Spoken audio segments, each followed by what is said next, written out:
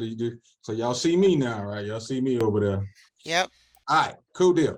All right, so we're gonna cover some things, guys. Been in here cramming. It's my season, so y'all know it's my season. So let's move this over so it ain't blocking the screen a little bit. All right, that's me. That's all the companies that I kind of represent. We can go in more details later. My contact information, everybody is more than welcome to take a snapshot of that. If you want to reach out, I will be more than happy to answer your questions. Yes, I'm busy, but you can call anytime. Only two things gonna happen. Either I'm gonna pick up or I'm not. So, but you can call anytime. All right, but I promise you I'll hit you back. All right, so let's get started, guys. Here's what we're gonna kind of go through for tonight.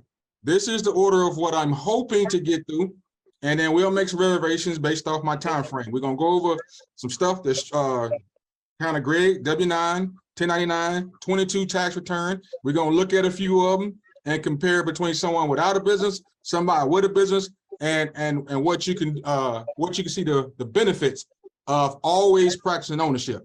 All right, so let's do this. Let me move this out of the way because I think it's blocking. All right, I thought it was important. Didn't know my buddy was gonna go through it. I thought it was important to go it because I did a training for my daughter down in Charlotte. They have several clubs of entrepreneurship. So since you guys been to training, and you guys can have comments too. Do you know what these forms are? Greg kind of hinted at already. All right, we talked about the W-4 and we talked about the W-2. You'll be amazed, guys, the clientele that we're talking to, or the prospects we're talking to, they do not know the difference. It's not something to be ashamed of. It's just a fact. Our goal is to educate you so you do know the difference. So what's on the board right now and on the screen is a 1099 NEC on the left side and a W-9 on the right side. So a W-9, what is that? Greg went over. W-9 is similar to a W-4. I mean, it's similar. What the difference is, this is a form given to you by someone that's going to pay you. You do not create this form unless you're going to pay somebody else. And they don't really create it. They just download it and they hand it out, asking that person to fill it out. So the payer wants you to know that they're going to pay you and they're going to report this income to the IRS. That's what a W-9 is. Similar to a W-4, you got to tell the employer how much to take out. In this form, there's usually not any taxes that's going to be taken out. You're going to be responsible for it.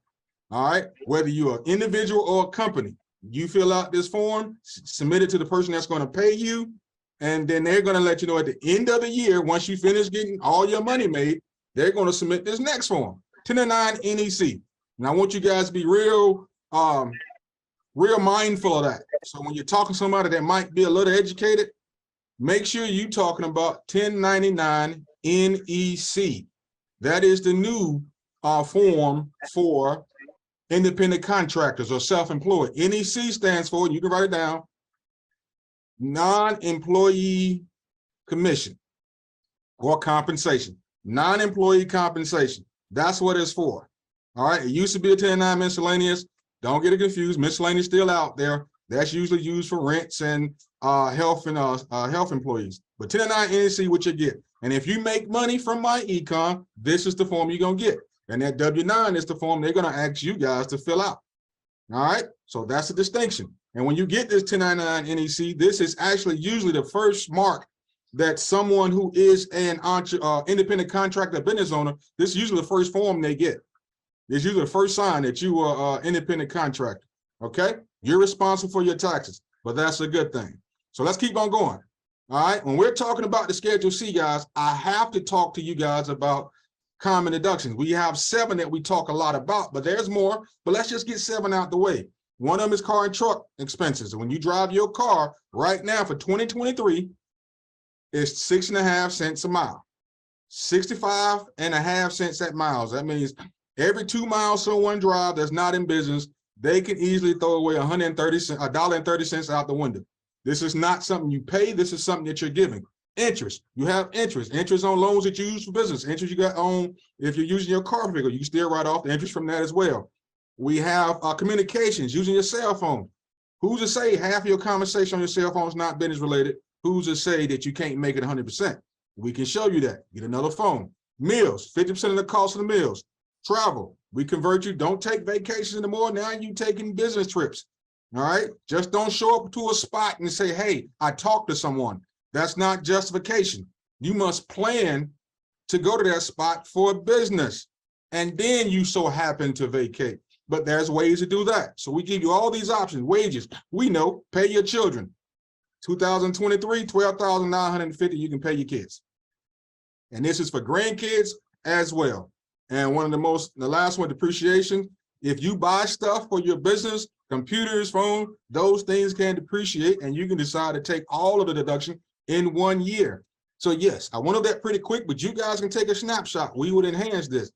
Let me show you how the car and the mileage work. All right, this is a publication, all right, from the IRS. We didn't create it. We're just using this information to teach. All right, so y'all see the little home picture. I'm gonna put a little arrow on here. Here's the home. That's whether it's your apartment, your house, or whatever you staying in. That's your home. And when you go down this straight road to work, whether that's 20, 30, 40, 50, hour away, then you get to your work. That's that desk. And somebody that don't mind coming off the mute, tell me what that word say up under that desk. This is training, but y'all can talk to me. My main job, right? My regular or main job. All right, that's where you work. That's your job. That's not your prospecting factory. That's your job. Okay. Now let's go back. Let's go back. We in grade school. Now, what that 2 words say right there along that travel to work? Somebody read it to me now. Never deductible. Oh, never. Is that what that said? It says never. All right. I want somebody else. How long is never? Never. That's a pretty long time, isn't it? That's a long time. Unless you come to training, unless you put something else in your plan that you can change that from never. Because why that's going to be deducted, because you're never going straight to work again. So you're going to go from your home to a temporary work location, then you're going to go to your job. Then once you go from your home to a temporary work location, then go to your job, then it has another word. It says always. Always deductible. How long is always? Always. Always while you're doing it. Here's our disclaimer. So when you listen to us from training, we're going to give it to you straight. Always while your business is active. I'm going to make an assumption that we're talking to my econ folks, or folks that's about to become my econ folks. As long as your site is active, that's always. Because as soon as your site stops being active, are you still in business? Technically, no. So make sure your business is active. You're always inducted. And I'm going to give y'all some cheat sheets. Y'all can write it down. What's a temporary work location? McDonald's, Burger King, Kmart, if they're still around. Wally World, Walmart, Dunkin' Donuts. And you know what, guys? It just blew me away. And Stroh, you can correct me. Do we got our first 7-Eleven back in Greensboro? Because it's just about to be built. I used to say 7-Eleven in my old presentation, but it was none around here. But we got one coming off of Golden Gate. There's 3 of them here. That's our temporary work location, where someplace you do not work, you can conduct business. All you need to be doing is having the activity and document your efforts of seeking profit. So when you go to any of them places, I don't care if it's next door to your job, which I ideally hope is that close to your job, that you go and talk with someone. Do you know anyone that wants to save $13,000 to $40,000 in taxes? I don't care what number you use in front, because we can cover it all. You know anyone that want to save $5,000 to $13,000 to $40,000 in taxes, because somebody's going to be in that number, and somebody that's making some money was going to want the higher end of that. If they say yes, well, great. I don't have time to go in details with you today because I got to go to work, but I got to make some deductions before I get. How can one get in contact with you when you're not on somebody else's job? Wait for an answer. Is it 336? If it's not, they're going to change the area code. You get that information, and then you leave out. Don't stay there trying to talk to them. Keep it moving. Get the contact and give it to them later. Just pique their interest, and we'll solve the rest later. This is how you make your mileage deductible. All right? Did everybody catch that? If you did, show a thumbs up in the room. All right. So let's talk about some standard deductions real quick. I think this is important, guys. We got to know this. Single for 2023. We're in 2022 tax season. Yes, we got to embrace the contradiction.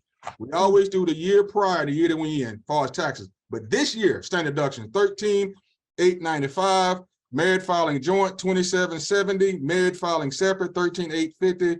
And head of household is $20,800. And this is an interesting situation. You know, real life always helps us teach. I was working with a client there, Greg, and they found some stuff on the internet that was about 10 years old, but they was excited about it because they were doing their research. And so, and I told them, say, hey, you buying a house may not step up into the same measurements that it did prior. So I went back and looked at 2008.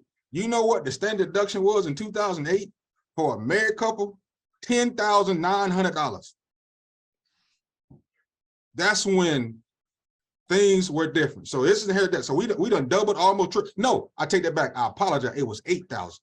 It was 8,000 and some change. Had a married filing joint. That was powerful. All right, but we need to know this, guys. 2023. Take a snapshot so you can know it. So you can know it. All right. All right. Let's talk about the tax returns now, guys. I'm just giving this to you so you know how it flows. You don't have to be learning how to do tax. You don't have to do that. All I want to do is give you some ammunition that you know just a little bit more, and you're familiar when someone's not telling you the whole story. So here's the common pages of the tax for taxes. Uses about 9 and 10 now. Page 1, 1040. And I want y'all to pay attention over here. You see how many letters is beside 1 now? 1 done went from A all the way to H and a Z. That's just 1. That's question 1. All right. But we'll cover that a little bit. So that's page 2 of the 1040. Page 3 of the tax return is called a Schedule 1. Page 4 is the second page to the Schedule 1. It was just 1 page. Page 5 is a Schedule 2. Page 6 is the second page to the Schedule 2. Guys, just use this for information purposes. As we do it over and over, you start making. Page 7 is a Schedule 3. This is for additional credits and payments. All right. Page 8 is the second page to the Schedule 3. And the elusive Schedule A means itemized deductions. And we see this in the W-4. We don't do a lot of itemized deductions, guys, because of the standard deduction that I gave you. Those numbers are so high, it takes higher amount of itemized deductions to use this form. Okay, great. And the form we're going to spend some time with, Schedule C, the profit and loss form. All right, this is what we got. Okay, all right, let's use an example real quick. We're going to use Joseph Work, and this is my example of someone who does not have a business. Are y'all follow me? Has I lost anybody yet? Show a thumbs up if I haven't lost anybody. There we go. All right. Joseph Work, married couple with a dependent. Ideally, I'm going to use that type of example. It doesn't fit everyone. We know we got single people on the call, but this is just an example I choose to use. All right. They make $75,000 a year. So we're going to break the page down a little bit and look at it. They make $75,000 a year. We don't tell somebody to get in business and quit. So 75,000, no adjustments. So they total income is still 75,000. Let's look at their tax.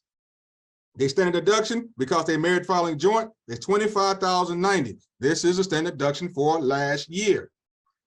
All right, this is 2022. All right, did I see that? Did I mess somebody up? I might have to go make a correction. All right, standard deduction is 27. I got to make that correction. All right, so let's go back up. You see it? So they taxes. Here's the point I want y'all to write down for me, so I can get it to show up like I want to. Standard deduction, taxable income, $49.91. Get my little bar back. I need that guy writing, Greg. So I want y'all to look at line 15. We're gonna write that down. Their taxable income was $49,100. All right, let's see what we do when we add a business to it. All right, here's somebody with a business. They still making the same 75, guys, and they have 15,000 in business loss. So let's stop right there. Let's see where that 15,000 business loss came from. Let's see where that came from. It came from the profit and loss statement.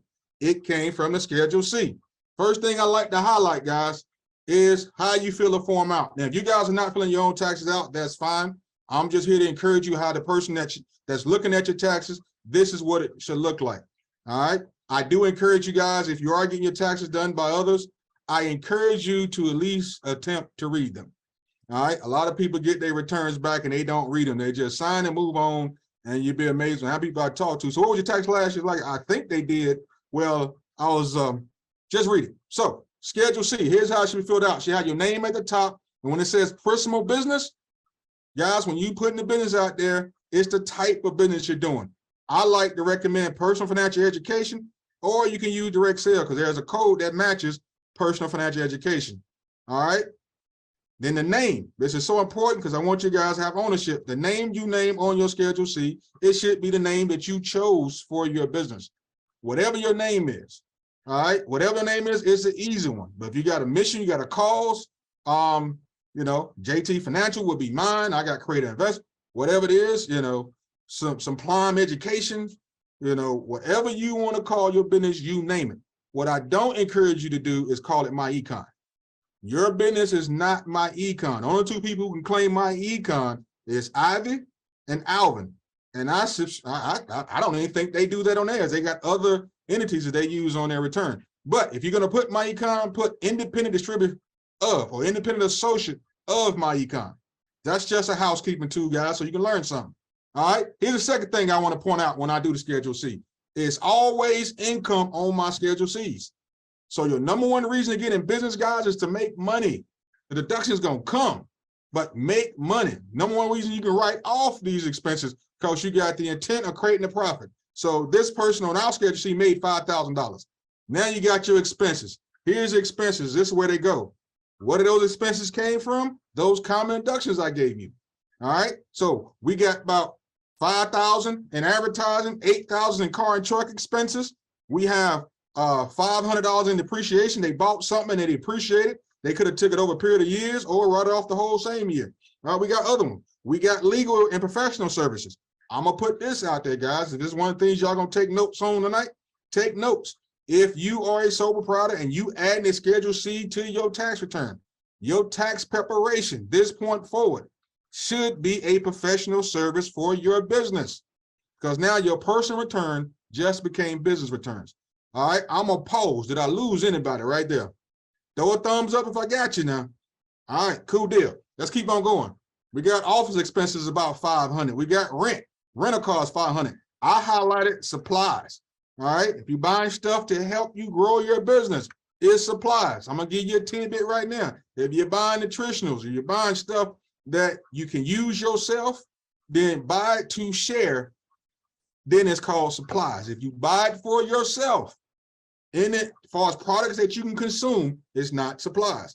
Office supplies, pens, papers, things of that nature. That is office supplies.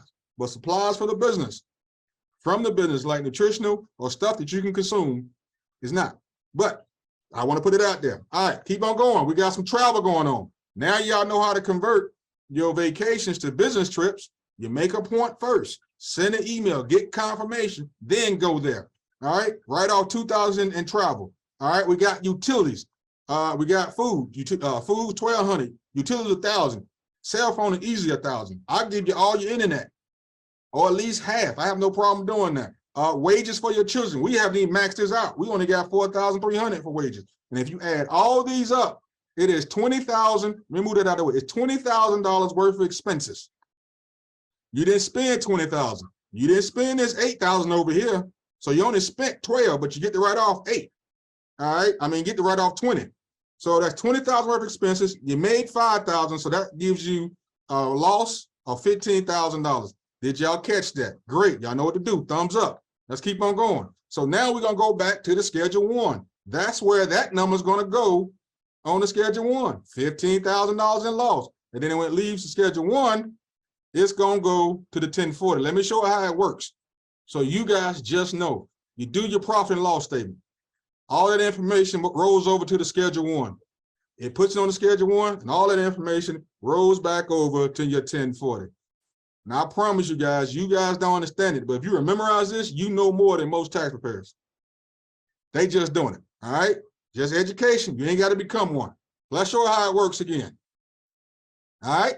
So, we got it. All that loss. And let's look at the taxable income, guys. Taxable income, we went from 49, keep track with me, Greg, 49,100. Now we down to 34,100. 34,100 just for adding the business. So we wrote off, of course, the $15,000 in business loss. Let's keep on going. We like to say, become a product, guys. See, hey, personal financial success, maintaining your lifestyle right now and simultaneously building your retirement. All right. I often like to say, stay in your box. Okay. So let's talk about this. Here's what I want to put up here. a SEP IRA for 2023? 25% of your salary or $66,000? In 2022, it was still 25% of your salary or $61,000 of your salary. Okay. SEP IRA. Don't know what it is? No problem. Talk with Stro. He got you. Okay. That means simplified employee pension or individual retirement account. You can put money away for yourself. So let's show you something. You remember this profit I showed you? We made $5,000 in business. Now I want you guys to kind of chime in because you made $5,000 in business. Who came in and took anything from you?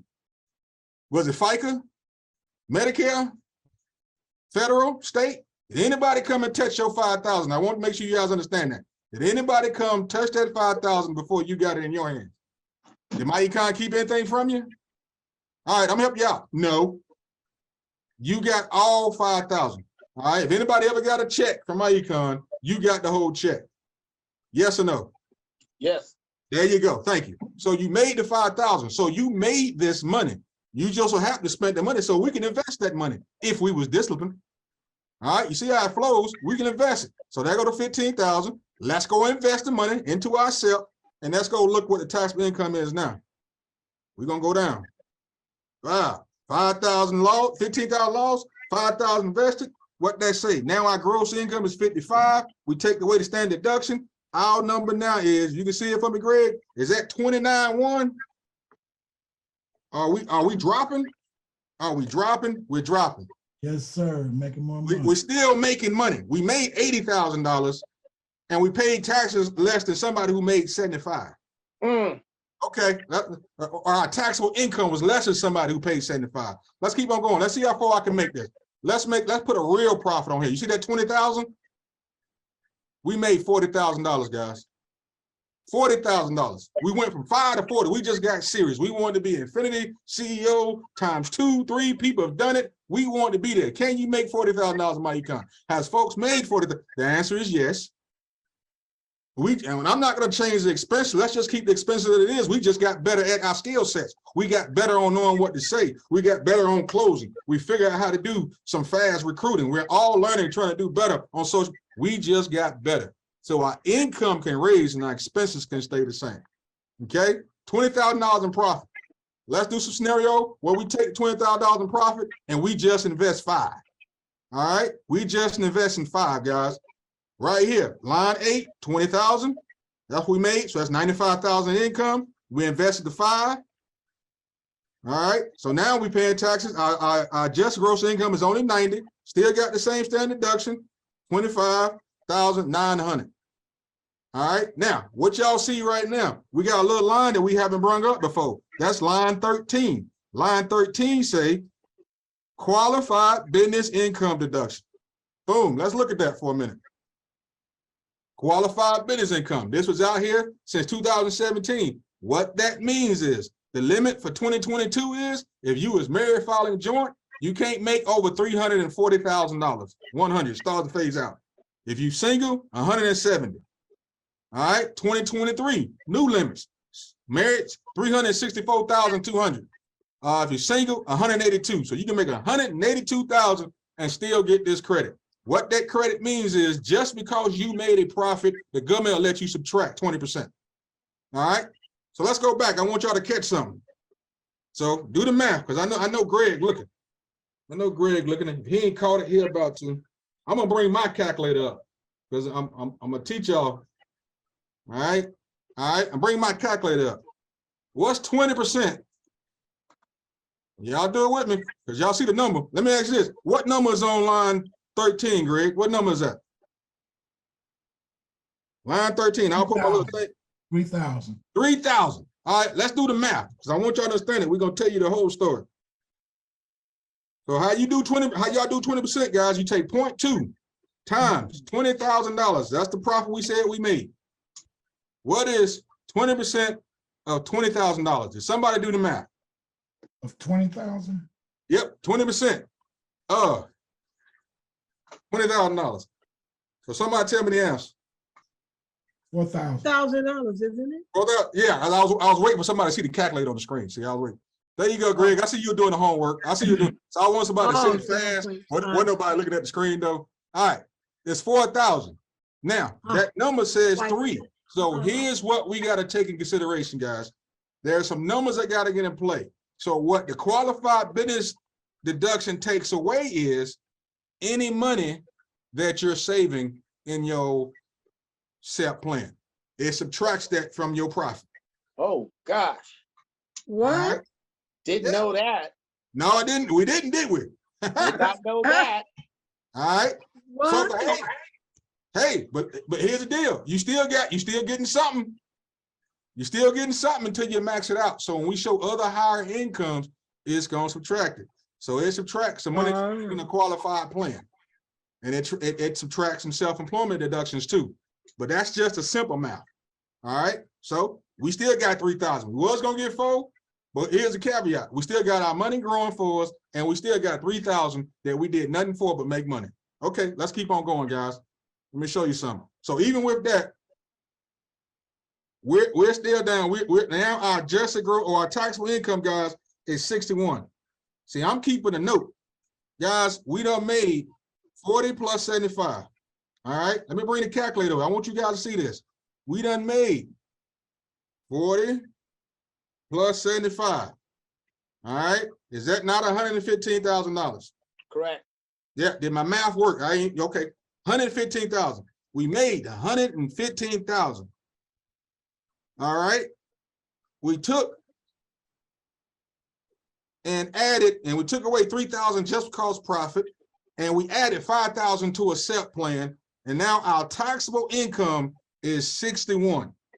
For making $114,000, $15,000, we're only from someone who didn't have a business, someone who didn't make 40,000, guys, we're only $11,000 more in taxable income in them, but we made 40,000 more. Okay, so what I mean by that, our taxable income before was 49. Now we're at 61. Let's keep on going. We can still invest some more money. We can still invest, or we can take the deduction. So let's have a conversation. Since we know that now, what would we recommend? Not invest in your own money that you still have, or just get the deductions? Invest. Invest. All right, let's keep on going. Let me see if I can see. That go to 5,000 we put away, and it went down. All right, so now let's say we invested all 20,000. We invested 20,000. Let's see what our situation look like. This is 20,000 invested. We made 40. Now let's see what our taxable income is. Now we back to 41. We paying the same taxable income as somebody who didn't make nothing in business. But we done put away $20,000 in our investment. We made 115. Let's keep on going. Let's do the whole 40,000, guys. Let's do the whole 40. We don't get the qualified business income, but we got that profit. We invested the whole 40 because we can put away. We made the money. Nobody came and took it. We made it. And we can put away all the money. We can put away up to 66,000, guys. Wow. We put away all 40. And our taxable income at that point, let's see what it is. Make sure we're right. That ain't it. So we put it away. So let's go back. And I think that's the number I have to put in. So I'm gonna escape out of here. I'm gonna show y'all on paper. All right, because I'm gonna close it out so you guys can know. Y'all in real time now. Come on, open. All right, I'm showing you my sheets, these guys, because I'll be working for you. Boom, 40. Let's look at it. Let's look at what the taxable income was at $40,000, and we put it all away.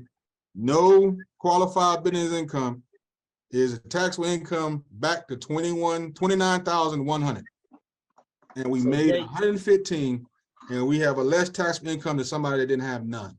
So JT, you saying that someone made $115,000 in this 115,000. example is only paying taxes on $29,100 because they had enough sense instead of taking their money and spend it. Yep. Getting a business. Yep. Everything they're already doing, tax deductible, subtract all that from their income. Yep. And they're paying less than somebody who says, I don't know if I want to do that business thing. Now I'm just gonna get me a part-time job. I'm gonna go get me a part-time job, make some more money, and pay some more in taxes, which is why I personally will never tell anybody to go get a part-time job. For what? To increase your taxable income? That makes no sense. But if you get a business, you telling me this person made $115,000 and they only paying taxes on 29.1. 29.1, that's their taxable income. Now, there's some other things we got to do, but that's the basics they need to understand. Their taxable income is 29.1. That's unbelievable. All right, guys. So that's the basics. I want to close with that. We'll put a little fancy finale once I sit with Greg and he showed me how to get the guy to write on the wall and everything. But hey, I hope we learned something, guys. But I'm opening up. We got, I guess, 10 minutes. I don't know if anybody else got to say something for the next presentation, but I hope you guys got something. Yeah, you Hope got you about got 5 something. minutes. Y'all got questions. This is the time to ask.